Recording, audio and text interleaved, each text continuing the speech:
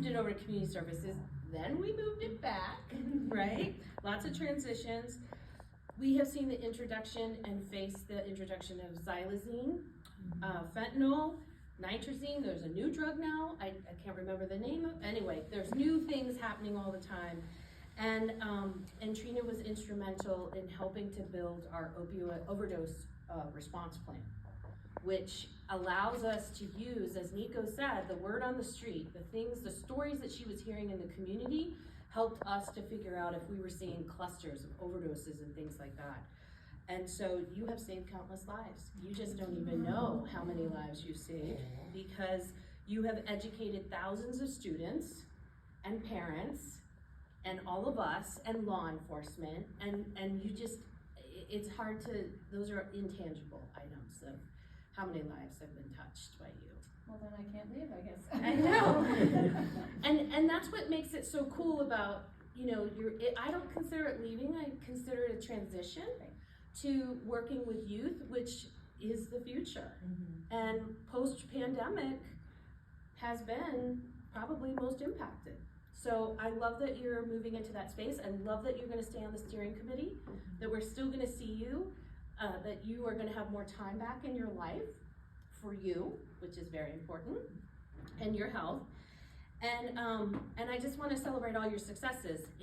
I have a joke running in public health that legislators know that they have to come and kiss the ring at SUAG before they go and try to introduce legislation, because they know that this is a force collectively, and that leadership starts with you, Trina. So I've always been really impressed at the engagement at the policy level of this group, and I think Trina has really led the charge on that. And I have a few things to say, is that okay? Well, I have You're one, not done? not done. And you know, as a result of all this work, we do have some of the lowest overdose rates in the state, and Ken's right, we still have more work to do, but we do have some of the lowest overdose rates in the Denver metro region, and I think that can be attributed to all the work that all of you do and to Trina's leadership.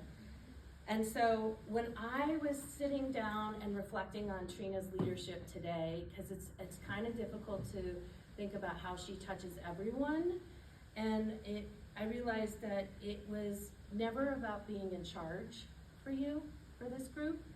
It was always about taking care of those in your charge. And so your ability to be a servant leader for all of us and for the community is what has made this super successful. And you should be incredibly proud as you transition into a new role that you have built and established something so beautifully sustainable.